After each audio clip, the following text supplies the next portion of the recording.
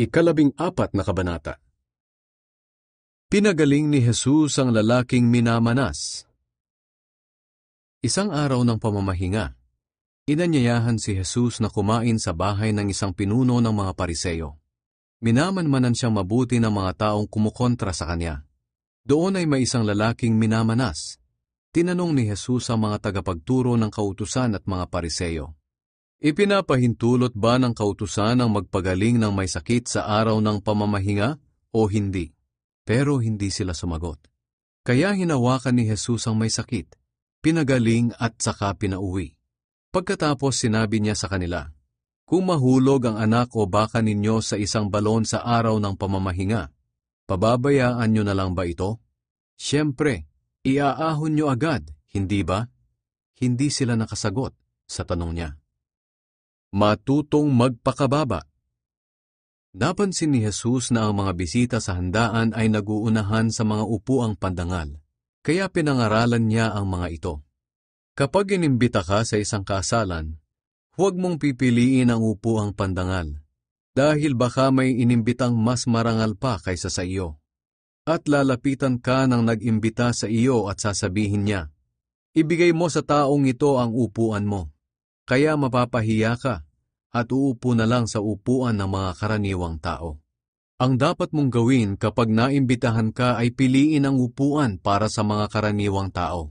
Para pagdating ng nag-imbita sa iyo, sasabihin niya, "Kaibigan, doon ka maupo sa upuang pandangal."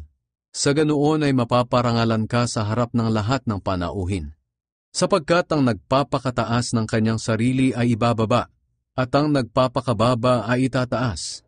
Pagkatapos sinabi ni Jesus sa nag-imbita sa kanya, "Kung maghahanda ka, huwag lang ang mga kaibigan, kapatid, kamag-anak at mayayamang kapitbahay ang imbitahin mo. Dahil baka imbitahin ka rin nila, at sa ganooy nasuklian ka na sa ginawa mo. Kaya kung maghahanda ka, imbitahin mo rin ang mga mahihirap, mga lumpo, mga pilay, at mga bulag. Sa ganoon ay pagpapalain ka, dahil kahit hindi ka nila masusuklian, ang Diyos ang magsusukli sa iyo sa araw ng muling pagkabuhay ng mga matuwid." Ang talinghaga tungkol sa malaking handaan. Nang marinig iyon ng isa sa mga nakaupo sa may mesa, sinabi niya kay Jesus, "Mapalad ang taong makakasalo sa handaan sa kaharian ng Diyos." Kinuwentuhan siya ni Jesus ng ganito, "May isang taong naghanda ng isang malaking pagdiriwang at marami ang inimbita niya.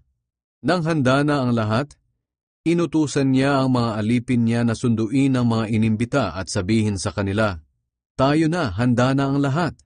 Pero nagdahilan ang bawat naimbitahan. Sinabi ng isa, 'Pasensya na, nakabili ako ng lupa at kailangang puntahan ko at tingnan.' Sabi naman ng isa, 'Nakabili ako ng 10 baka at susubukan ko kung mabuting ipang-araro. Pasensya na.' At sinabi naman ng isa pa, 'Bagong kasal ako kaya hindi ako makakadalo.' Kaya umuwi ang alipin at ibinalita ang lahat sa amo niya. Nagalit ang amo at nag-utos ulit sa alipin niya, 'Sige, pumunta ka sa mga kalsada at mga eskinita ng bayan at dalhin mo rito ang mga mahihirap, mga lumpo, mga bulag at mga pilay.' Nang natupad iyon ng alipin, bumalik siya sa amo niya at sinabi, 'Nagawa ko na po ang iniutos ninyo, pero maluwag pa.' Kaya sinabi ng amo niya, 'Pumunta ka sa mga kalsada at sa mga daan sa labas ng bayan, at pilitin mong pumarito ang mga tao para mapuno ng panauhin ang bahay ko. Tinitiyak ko sa inyo, ni isa man sa mga una kong inimbita ay hindi makakatikim ng handa ko.'" Ang pagsunod sa Panginoon. Maraming tao ang sumunod kay Jesus sa paglalakbay niya papuntang Jerusalem. Lumingon siya at sinabi sa kanila, "Ang sinumang nais sumunod sa akin pero mas mahalaga sa kanya ang kanyang ama at ina, asawa at mga anak, mga kapatid at maging ang kanyang sarili, ay hindi maaaring maging tagasunod ko. Ang sinumang ayaw sumunod sa akin dahil natatakot siyang mamatay para sa akin, ay hindi maaaring maging tagasunod ko. Ang sinumang gustong sumunod sa akin ay katulad ng isang tao na nagbabalak magtayo ng isang tore. Una, iisipin muna niya kung magkano ang magagastos niya sa pagpapatayo at kung may sapat siyang perang gagastusin hanggang sa matapos ito. Sapagkat kung hindi niya ito gagawin, baka hanggang pundasyon lang ang maipagawa niya at hindi na maipatapos. Kaya pagtatawanan siya ng makakakita nito. Sasabihin nila, nagpatayo ng bahay ang taong ito pero hindi na kayang ipatapos. Katulad din ng isang hari na gusto makipagdigma sa kanyang kapwa-hari. Dapat isipin muna niya kung makakayanan ng 10,000 sundalo niya ang 20,000 sundalo ng kanyang kaaway. At kung sa palagay niya'y hindi niya kaya, magpapadala na lang siya ng mga sugo para makipagkasundo bago dumating ang kanyang kaaway. Ganyan din ang gawin ninyo. Isipin muna ninyong mabuti ang pagsunod sa akin. Dahil kung hindi ninyo magagawang talikuran ang lahat ng nasa inyo, ay hindi kayo maaaring maging tagasunod ko. Ang aral mula sa asin. Mabuti ang asin, pero kung mag-iba ang lasa, wala nang magagawa para maibalik ang lasa nito.